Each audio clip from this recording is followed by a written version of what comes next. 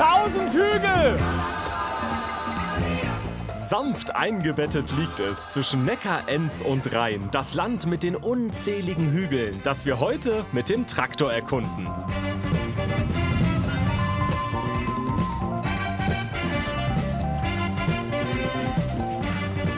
Herzlich willkommen im Land der 1000 Hügel. Wir werden diese wunderschönen alten Maschinen kennenlernen, aber logisch auch die Menschen, die dahinter stecken, also die sich liebevoll darum kümmern. Außerdem soll diese ganze Region für Urlauber noch ein echter Geheimtipp sein. Also, ich freue mich drauf und wenn Sie Lust haben, einfach mitknattern.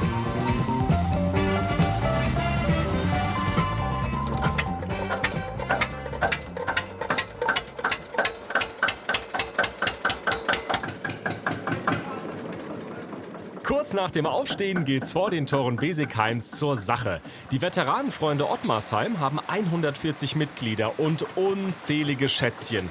Wunderschöne Oldie-Schlepper, die sie immer wieder flott machen. Warum geht einem da so das Herz auf? Also wenn ich sowas sehe, dann bin ich immer so glücklich sofort. Warum ist das so? Warum ist es bei dir so? Bei dir muss es ja auch so sein. Ja, das hat einfach die Liebe zum Detail, die Liebe zum Fahrzeug, die Liebe zum alten Fahrzeug. Ne, ich bin ja auch schon seit 40 Jahren hier im Verein und von daher, das ist einfach die Liebe.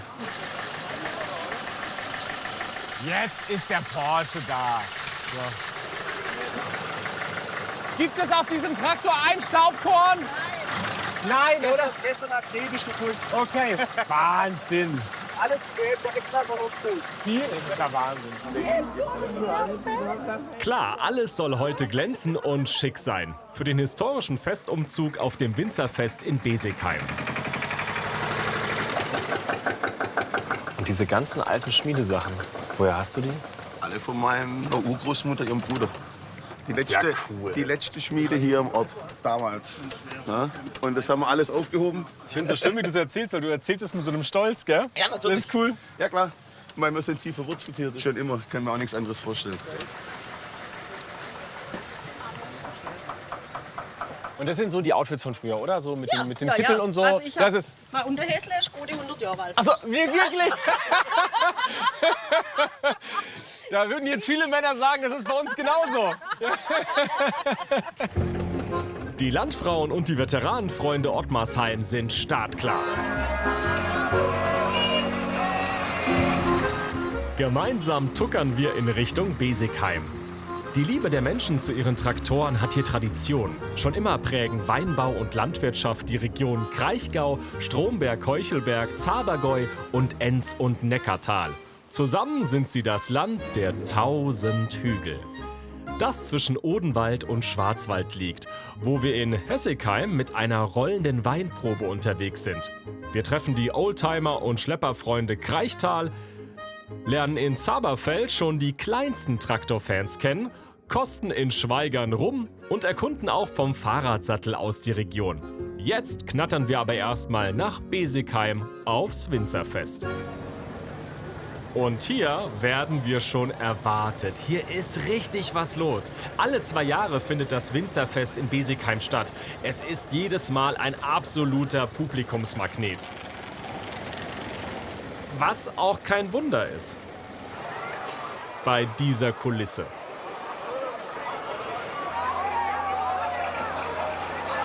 Und? Seid ihr happy? Wir sind schon fix und fertig. Ja? Ja? Aber es ist doch großartig, oder? Es sind so viele Leute da. Spaß. Und Wow. wir werden unserer Schauparty teilhaben.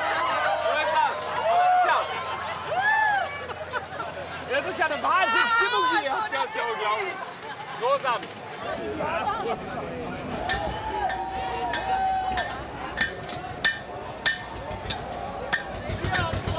Oh, eine Wurst! Wirf die Wurst! Wirf die Wurst!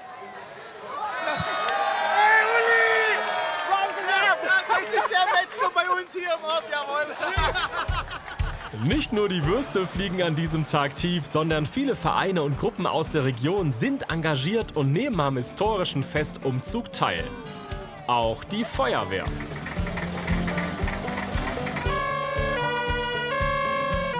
Ihr seid von der Freiwilligen Feuerwehr, oder? Ottmarsheim. Und habt euer eigenes, wie nennt man das? Hydrantenwagen. Hydrantenwagen dabei. Und wie funktioniert der? Man muss an der Unterflurhydrant Wasser anschließen. Ja. Und dann kommt Wasser aus dem Leitungsnetz raus. Und dann können wir vorne spritzen. Und jetzt hast du meine... Ich verstehe kein Wort, aber völlig egal. Die Stimmung ist bestens und darauf kommt's an beim Winzerfest in Besigheim.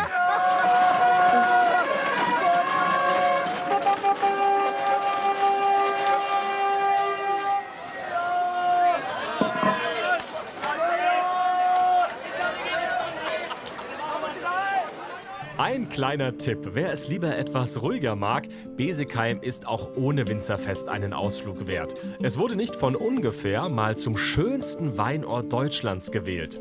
Zu Recht. Das ist einfach so ein unfassbar schöner Umzug. Und vor allem ist hier so eine herzliche Stimmung. Ich habe ein richtig gutes Gefühl im Bauch. Für mich geht es jetzt aber weiter, weil ich besuche einen Mann, der zu einer Berufsgruppe gehört, die sich darum kümmert, dass die Gläser hier immer gefüllt sind. Und zwar ist das ein ganz besonderer Winzer. Lebt gar nicht so weit weg von hier. Der lebt in Bönnigheim. Christian Dautl ist einer der Stars unter den Winzern. Und ein klein bisschen sieht er auch so aus. Sein Riesling, sein Chardonnay, seine Burgunderweine sind weit über die Grenzen der 1000 Hügel bekannt. Die Lese, reine Handarbeit. Heute ist übrigens der Lemberger dran.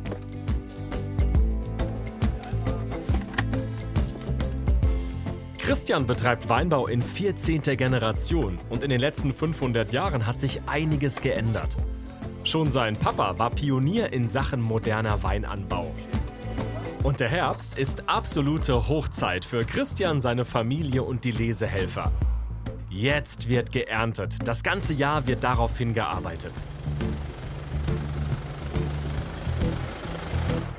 Hereinspaziert. Dankeschön.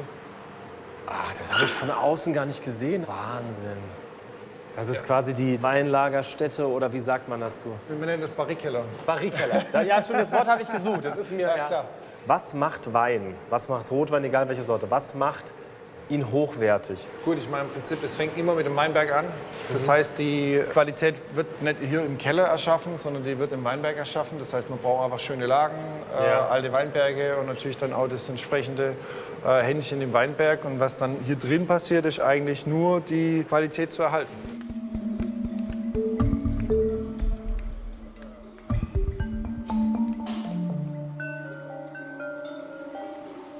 Was ist hinter der Tür? Da ist die Schatzkammer von Die Weingut Schatzkammer, Dautl. Da ist was? die Schatzkammer Noch von mehr Weingut Dautl. Schatz- Noch mehr Sätze, Achtung. Tada. Oh, wow. Jetzt verstehe ich den Begriff Schatzkammer. Im Prinzip fängt es hier an der Seite an. Mit 78, das sind die ältesten Flaschen bei uns im Betrieb, als mein Vater die erste Weine gekeltert hat, 78. Und dann geht es hier einmal rum bis zu der aktuellen Jahrgänge.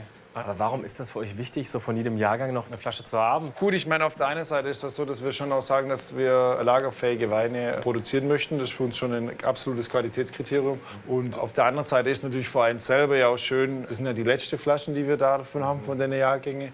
Und da ist es natürlich schon schön, da auch ins Archiv gehen zu können und nachzuschauen, was hat man denn in dem Jahr gemacht. Das Wort Archiv passt da so gut. Das ist wie so eine Bibliothek, so Genau. eine Datenbank für euch. Ach. Genau. Es ist halt so, als Winzer hast du 30 Mal in deinem Leben die Möglichkeit, einen großen Wein zu machen. Bist du Bäcker, hast du 365 Tage im Jahr die Möglichkeiten. Du meinst wegen den Berufsjahren quasi? Genau, genau. Somit ist natürlich, wenn man dann was ausprobiert und Co., natürlich schon spannend, da dann auch 3, 4 Jahre später den Wein dann rauszuholen und mal zu gucken, wie es sich entwickelt hat. Und wird so eine Flasche auch mal aus emotionalen Gründen geöffnet, oder? Klar, wenn es was zu feiern gibt. Ich finde das so schön. Du siehst, die wirklich sind Flaschen jahrelang nicht angefasst worden. Die Spinnweben hier.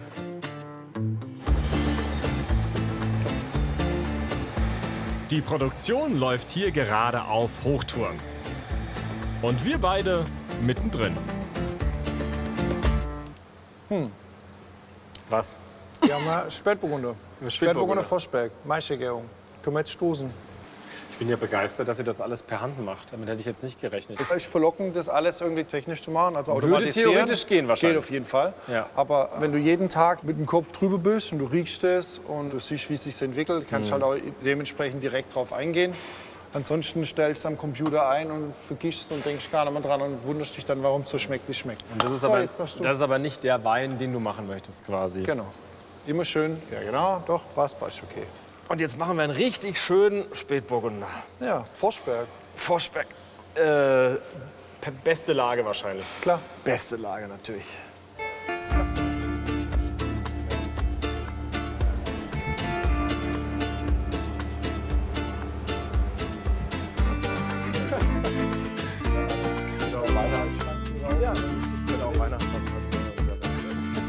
Ja, sollen wir noch was probieren? Ja, total gerne. Was darf ich denn probieren? Wenn du jetzt extra hierher kommst, habe ich was ganz Tolles für dich. Und zwar unser Niedernberg Chardonnay. Das ist jetzt in dem Fall von unseren Lagen in Besigheim.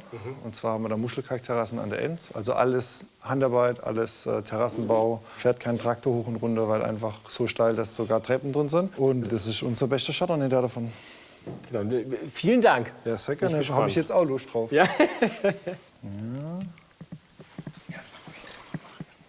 Vielen Dank. Ich glaube, du hast ein Stück gekochen. Hm? Guck mal, was für tolle Gläser. So, wie war das Schwenken und dann Schwenken, riechen. Schwenken, riechen, trinken. Das kriege ich hin.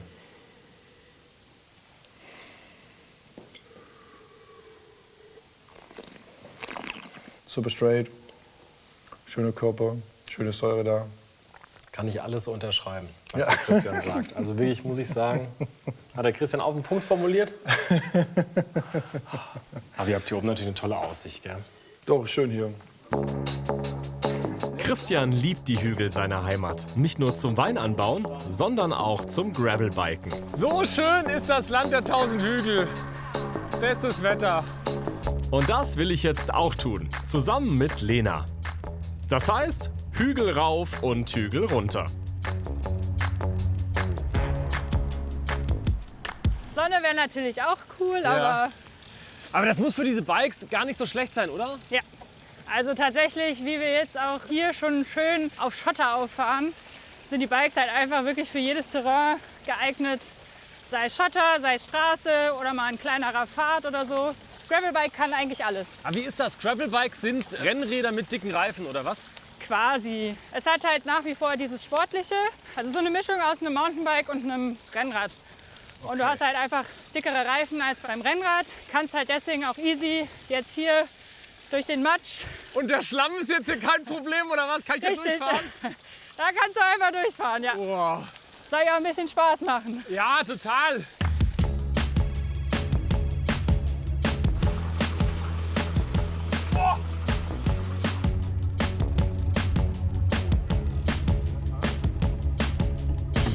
Was sieht man jetzt hier? Welche Gegend?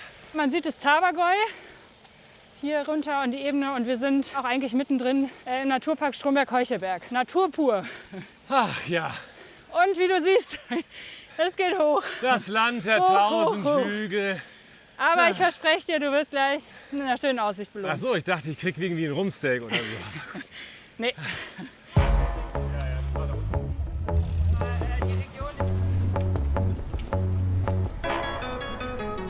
Ist das jetzt diese Aussicht, die du gemeint Die ich hast? dir versprochen habe. Die schönste Weinsicht 2020. Genau. Und jetzt siehst du hier die Weinberge und den Erlebnispark Tripstrill. Ach stimmt, da unten. Ja, also du kannst auch, wenn du willst, Gravelbike fahren gehen und danach auf die Achterbahn. Das geht auch. Aber ich muss wirklich mal jetzt in die Presse springen für die Region. Wenn die Sonne draußen ist, es ist wunderschön und wir können das auch beweisen.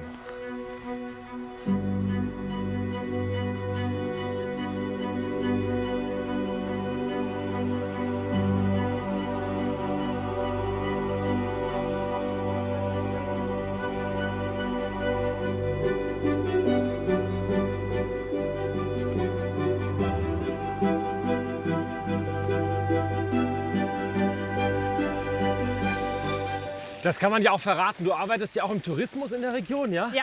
Bist quasi Spezialistin für die ganzen Outdoor-Sachen. Genau. Und man kann ja hier viel mehr machen als nur Gravelbiken. Ja, also du kannst wandern. Wir haben ein richtig gut ausgebautes Wanderwegenetz. Du kannst Rennrad fahren, du kannst joggen gehen, Trailrunning kannst du bei uns machen. Also es ist schon eine outdoor-verrückte Region. Kannst auch auf der Enz oder auf dem Neckar Stand-Up-Paddle oder Kanu. Super. Jetzt beginnt der spaßige Teil. Wer braucht schon gutes Wetter beim Gravelbiken? Nasse, schlammige Waldwege. Die Räder lieben das. Und wir auch. Oh. Eine richtig schöne Schlammschlacht.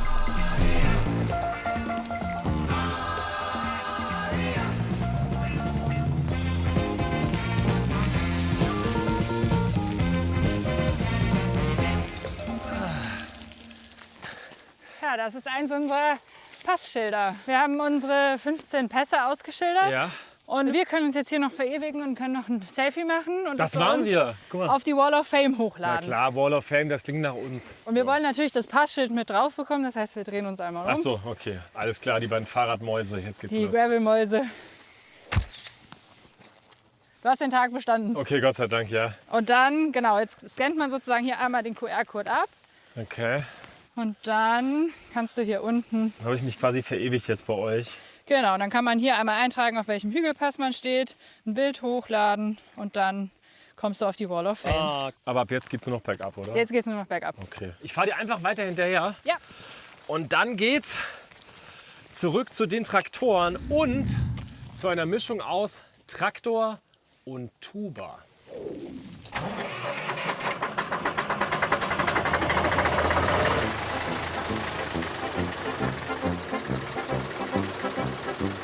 Micha von der Rampe aus Brackenheim und sein wunderschöner, knallroter Porsche Oldie.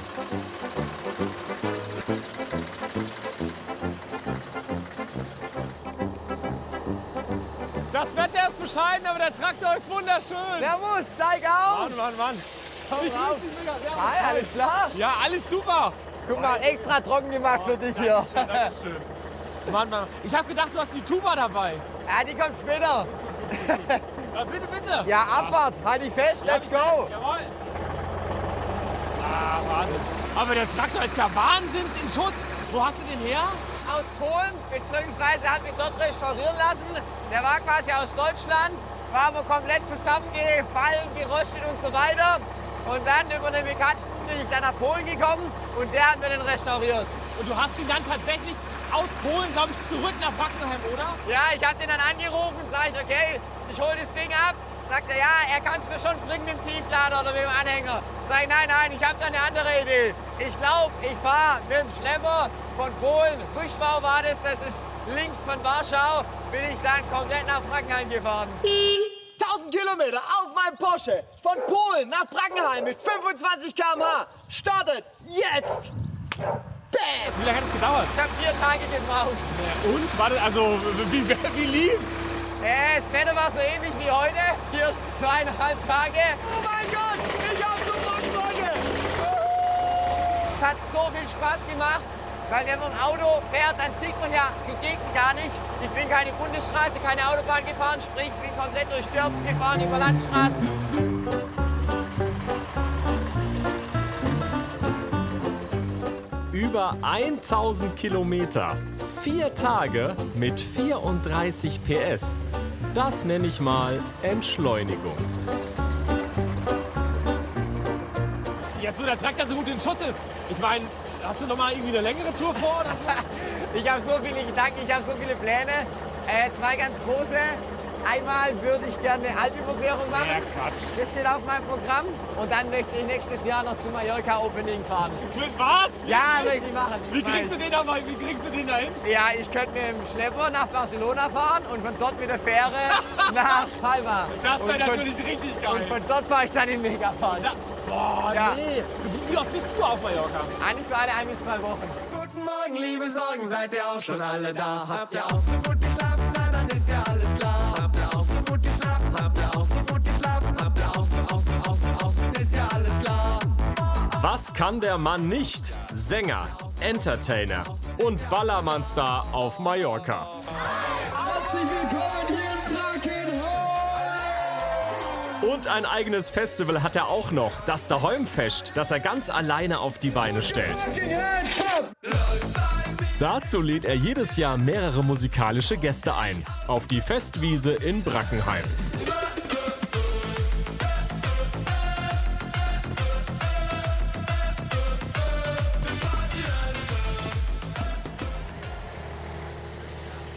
Zurück auf dem nassen Traktor. Micha will mir noch einen seiner Lieblingshügel zeigen.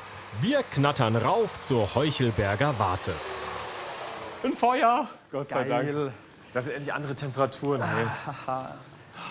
Oh Mann, ey. Geilo. Und das heißt, das ist wirklich so ein Ort, den du öfter aufsuchst? Ja, tatsächlich. Ich bin hier richtig gern, weil es irgendwie so ein bisschen abgelegen ist.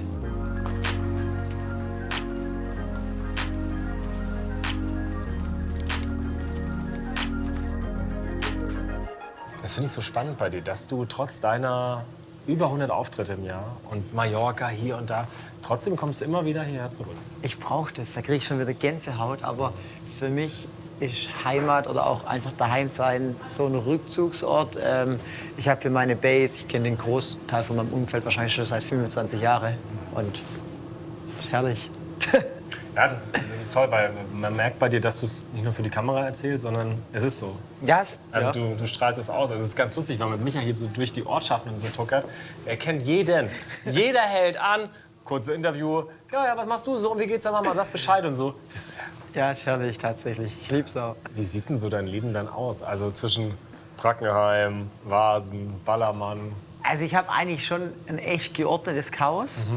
Also ich habe so ein bisschen Tagesstruktur drin tatsächlich. Ich stehe echt immer gleich morgens um 6, halb 7 oder so auf und gucke, dass ich mal mein normales Zeug mache. Ja, dann bin ich halt Wochenends irgendwo auf den Auftritten oder unter der Woche mal auf Mallorca. Aber mein Kopf, der kann das sehr schnell umschalten zwischen Halligalli und so weiter. Wobei ich bin eigentlich permanent, habe ich so einen latenten Halligalli-Spiegel in mir drin.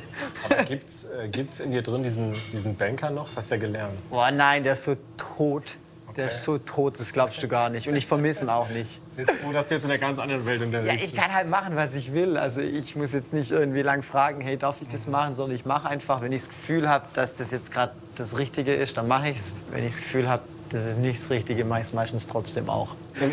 Was mit der Tuba jetzt? Ich warte ganz auf die Tuba. Ja, dann holen wir die jetzt raus und gehen raus. Gehen wir noch mal raus. Holen wir die Tuba raus und gehen raus. Okay, das machen wir so. Let's go, Gut. kommt mit. Let's go!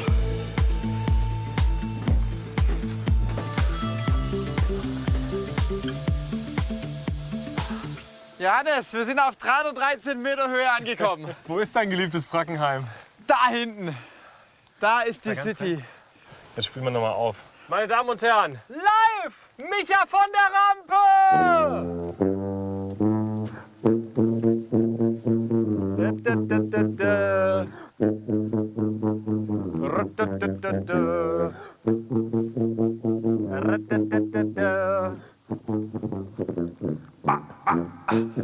Und wo ist Hessigheim? 18 Kilometer straight geradeaus, Luftlinie.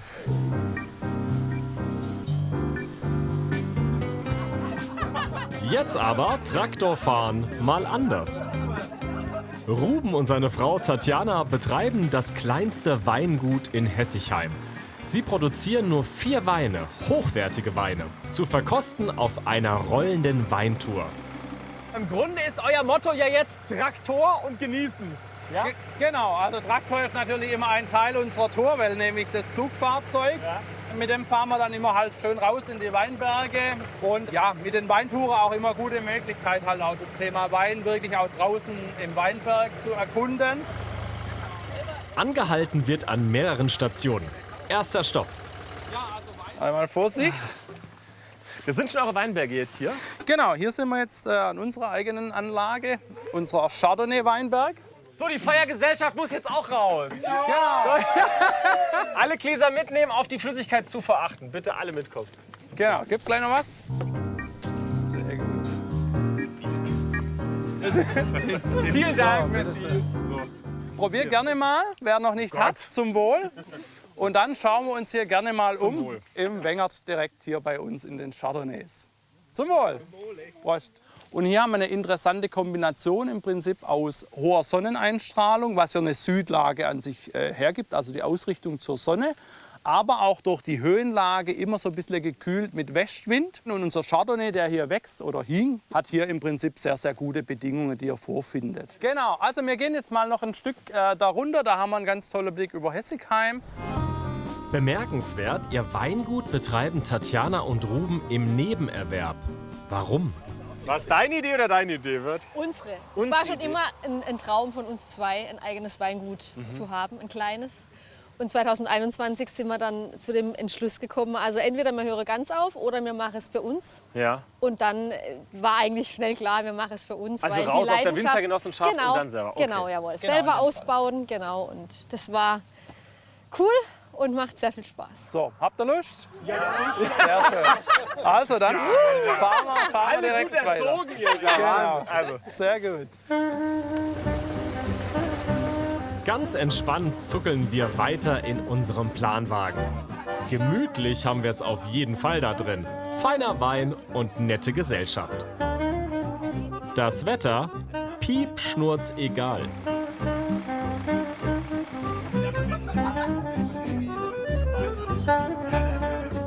Die Landschaft unterhalb der Hessigheimer Felsengärten auch ohne Sonne spektakulär. Habt ihr einen Blick für die Schönheit eurer Region oder habt ihr euch satt gesehen und sagt, komm, die Weinberge? Ich finde es schon hier sehr schön, ja. Und ich wohne jetzt seit 2007 da. Und das ist schon echt besonders. Also auch die Steillage. Und wenn du also eine Steillage schaffst und du bist da echt am Arsch und du musst dich mal aufs Stäffele setzen und du setzt dich hin und dann guckst du es wieder an und denkst, oh, und dann geht's schön. wieder gut. Und dann geht's wieder gut. Ja.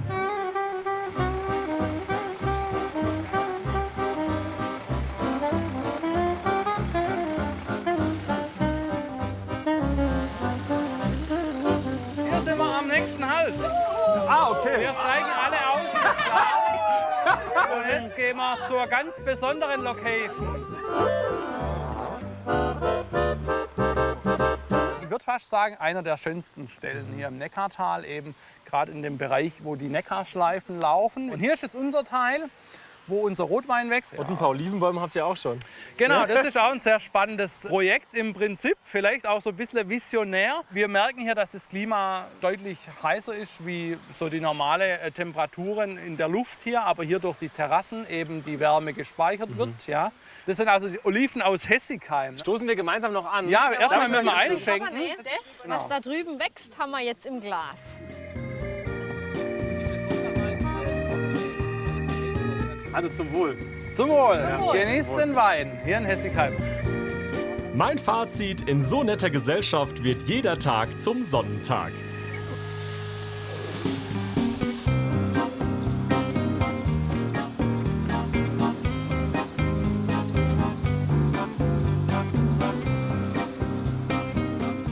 Meine Traktortour durchs Land der 1000 Hügel führt mich vom Enns- und Neckartal weiter in Richtung Zabergäu. Auch hier gibt's jede Menge Schlepperfans, sogar schon die ganz Kleinen.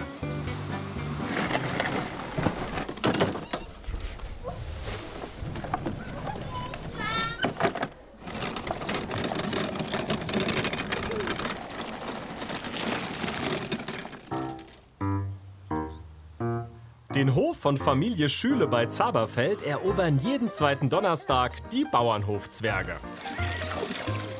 Liegt halt auf dem Boden. Oh Mann, das war Tommy. Lieber Heidi. Ja.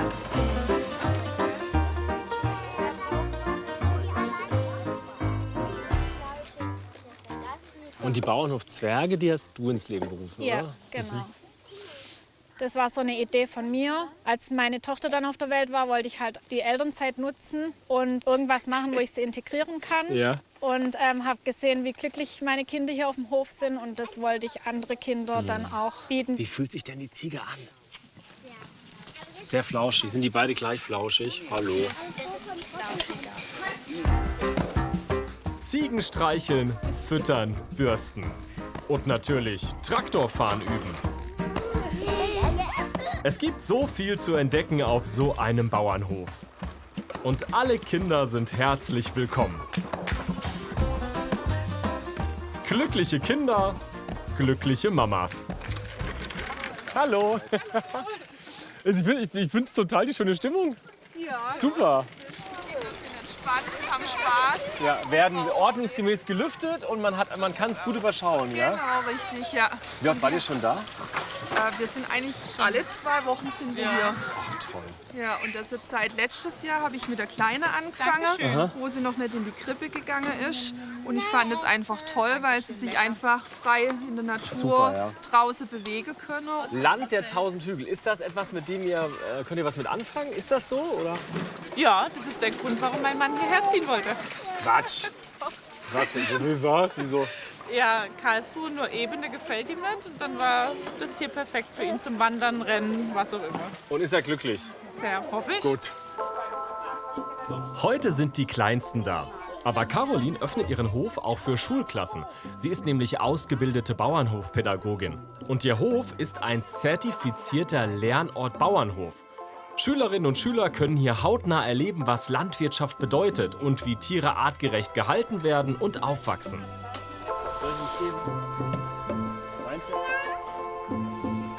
Ihr habt doch noch andere Rinder. Ja, genau, die sind alle auf der Weide. Können wir uns die angucken? Ja, gern. Okay. Können wir hingehen. So, ich werf das mal hin. So, du machst hier sauber, kleine Maus.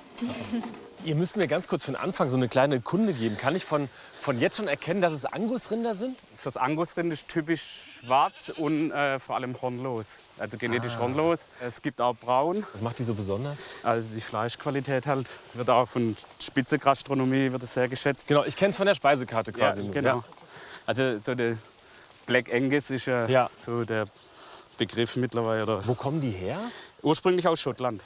Die sind natürlich sind ein bisschen scheuer. Wir sagen mal eine Milchkuh, weil die halt komplett eigentlich draußen gehalten wäre und mit dem Mensch eigentlich nicht so viel Berührung haben. Aber das ist ja auch eigentlich das Besondere, die Mutterkuhhaltung. Also da sieht man jetzt zum Beispiel gerade ein Kälbchen trinken bei der Mama. Das erzähle ich auch immer jedem, wo auf den Hof kommt, dass das ja auch bei uns was ganz Besonderes ist, ein Kälbchen noch bei der Mama trinken zu sehen, weil man das halt heutzutage eigentlich kaum mehr sieht. Ja.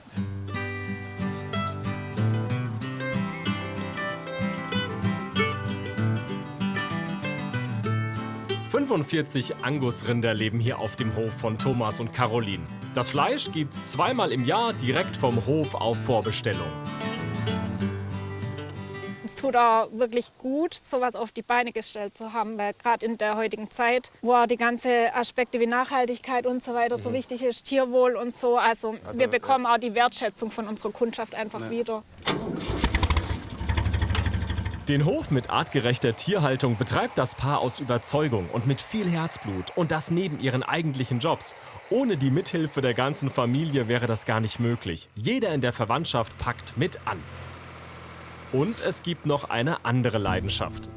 Caroline liebt es, in der Natur zu sein. Und auf dem Hochsitz ist sie der Natur ganz nah. Ab jetzt heißt es für uns flüstern und warten.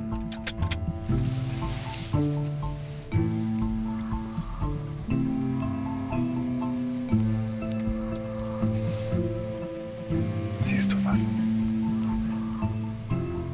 Kein Rehwild lässt sich blicken. Das war das Tolle auf der Jagd, dass man einfach nicht planen kann und dass man sich überraschen lässt. Und das genieße ich auch. Ja, einfach mal nichts zu reden. Okay. Ruhe, warten. Ja, man kann seine Gedanken ja super sortieren. Das ist gerade so schön. Einfach mal ein bisschen die Ruhe zu genießen, ein bisschen zu gucken. Nicht immer Halligalli. Für mich geht's jetzt aber weiter zu 3 anderen Jungs, die sich hier einen großen Traum erfüllt haben. Und zwar ist das nur ein paar Hügel weiter.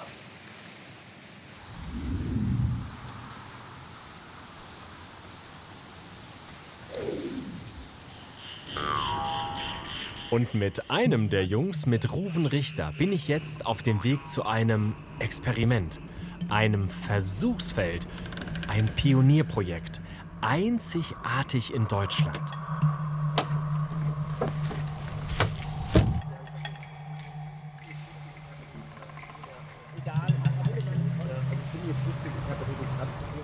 Ich bin gerade ein bisschen verunsichert, weil ich habe gedacht, Zuckerrohr wächst hier einfach nicht. Ja, Muss es nicht warm sein? Ich meine, Also eigentlich nicht. Tatsächlich war das auch unser erster Gedanke zum Thema. Aber es wächst, ist so ein bisschen das Thema halt mit der Sortenwahl. Du brauchst eine Sorte halt, die dieses Klima ab kann. es kommt ja aus der Karibik oder so. Genau, oder? Nee. ja.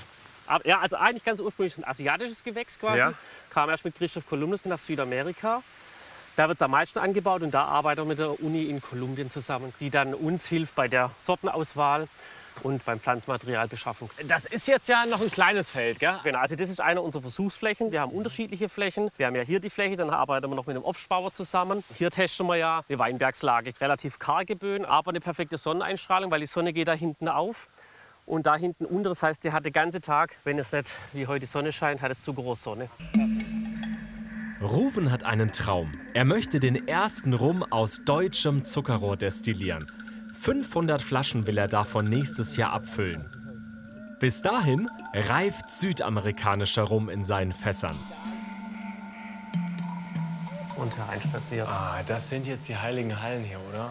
Das sind die heiligen Rumhallen, genau. Und wie ist das, euer Fasslager? Ist das größte in Deutschland oder Süddeutschland? Ganz, ja. Also es ist das größte in Süddeutschland. Es gibt in Deutschland ein größeres, aber es ist das größte, das man als Privatperson begehen kann und direkt aus dem Fass testen kann. Und es ist alles Rum jetzt, oder was? Es ist alles Rum. Also wir haben ein paar Fässer mit Gin belegt, bisschen Spirituosen, aber 98% ist Rum hier drin. Aber das sind jetzt unterschiedliche Fässer hier, oder? Ja, genau. Also wir spielen da quasi mit den unterschiedlichen Aromen, die wir durch die Fässer reinbekommen, weil 80% des Geschmacks machen die Fässer. Und wir haben da beispielsweise Rotweinfässer, wir haben Whiskyfässer, Sherry, Mezcalfässer. Und der Geschmack quasi der Vorbelegung, das was vorher im Fass war, geht dann auf den Rum über. Und das macht dann der Geschmacksunterschied aus. Wahnsinn! 349 Fässer lagern hier. Fässer aus der ganzen Welt. Rum ist eine Wissenschaft für sich. Allein welches Holz welchen Geschmack abgibt. Also wenn du willst, können wir auch gerne mal probieren. Ja, also na klar, na klar. Ich hol die Leiter und los geht's. Ich bewege mich nicht von der Stelle, weil wenn ich hier so ein Fass umschmeiße, ja, die Holz. Das wäre nicht so optimal. Wir probieren was aus einem ganz besonderen Fass, aus japanischem Holz. Soll exotisch schmecken. Darf ich dir die Gläser in die Hand drücken? Ja, ich mache mich nützlich, sehr gerne. Ich einmal hoch.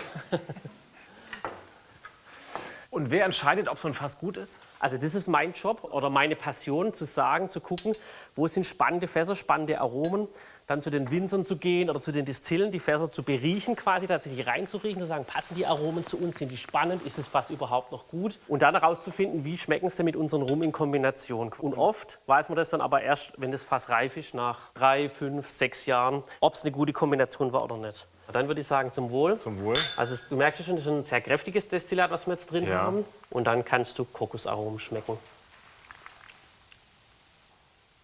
Ui. Schmeckt komplett anders, oder? Das schmeckt komplett anders. Ja, also genau, Rum. Ich hatte auch tatsächlich gedacht, dass ich gar nichts schmecke, weil ich natürlich meine Expertise begrenzt ist. Aber man schmeckt wirklich ein bisschen Kokos. Ja, genau, man hat Kokosaromen, absolut. Und klärt dann nach oben. Einfach. Ihr Wissen über Rum geben Ruven und seine Partner gerne weiter in Workshops und Tastings.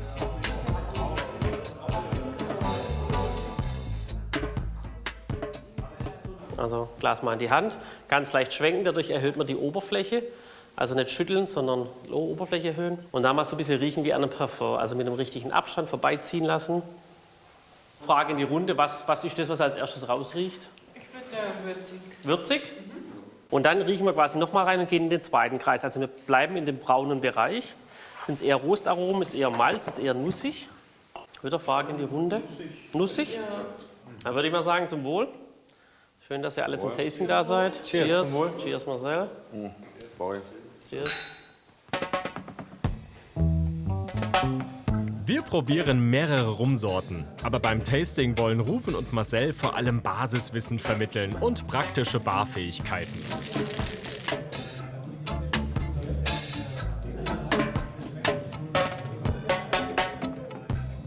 Als Abschlussdrink gibt es jetzt noch unseren heiß begehrten Espresso Martini. Ihr seht schon oben die super Schaumkrone. Cheers, cheers, cheers, cheers. Cheers. So, ich gehe jetzt wieder Traktor fahren als Beifahrer.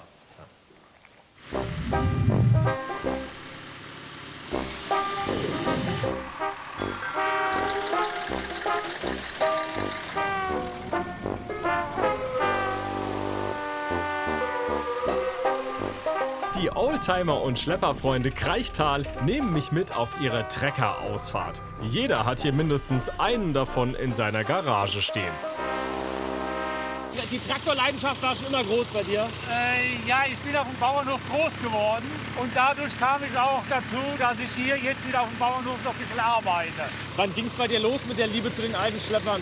Eigentlich hatte ich da schon immer mitgespielt, mir einen alten Schlepper zuzulegen. Aber verrate uns mal ein paar Details zu deinem Traktor. Also dein wunderschöner grüner Schlepper hier, ja? Ja. Wie alt ist der denn? Der ist Baujahr 73, also 52 Jahre jetzt. Das heißt, der ist noch von deinem... Der stammt von meinem Vater. Mein Vater hatte den damals als Neufahrzeug gekauft und der war immer im Familienbesitz. Und du hast auch möglichst alles das Original gelassen, oder? Ja, ich habe eigentlich nichts verändert.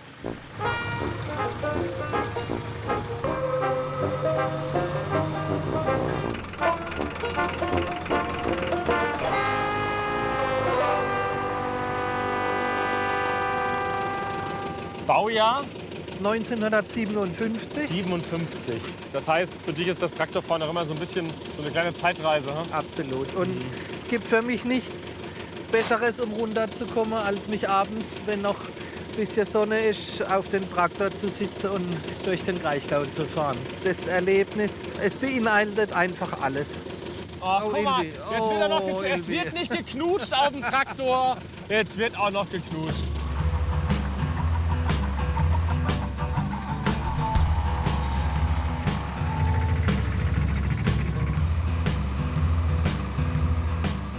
Unser Ziel, eingebettet zwischen den sanften Hügeln des Kraichgau, der Rohrbacher Hof, der mehr ist als ein landwirtschaftlicher Betrieb. Hier treffen sich die Kraichgauer Oldtimer-Fans einmal in der Woche, um an ihren heiß geliebten Hügelschnaufern zu schrauben. Ihre Scheune, auch so eine Art Schatzkammer.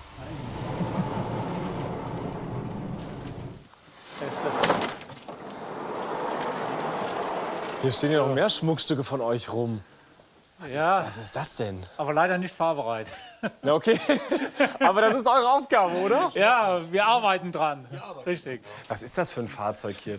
Aus der DDR gebaut, Januar 67er Baujahr, ein Framo V901 Pritsche. Was steht denn da vorne links? Ja, das ist auch so ein Problemkind. Das ist mein Lanz. War das deiner? Ja, das ist meiner. Und wie du siehst, ist der Motor momentan nicht ganz vorhanden. Also es ist so, dienstags arbeitet ihr hier zusammen. Ja. Aber wie ist das? Ihr habt hier noch ein kleines Museum, habt ihr auch, oder? Genau. Da sind halt die Geräte, die man früher benutzt hatte, als es noch keine Maschinisierung gab. Also als die Traktoren noch nicht so verbreitet waren. Alltagsgegenstände und landwirtschaftliche Geräte von anno dazumal. Liebevoll gehegt und gepflegt. Und ab und zu öffnen die Oldtimer- und Schlepperfreunde auch ihre Scheunentore für Besucher.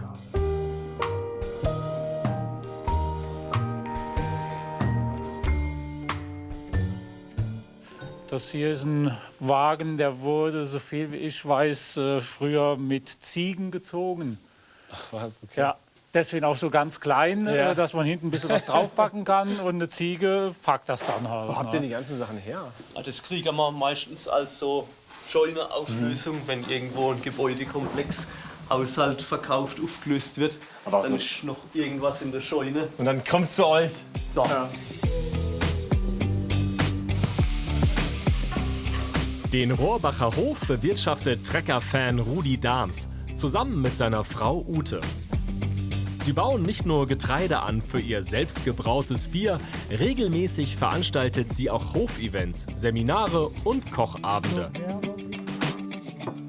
Heute allerdings grillen sie nur für uns.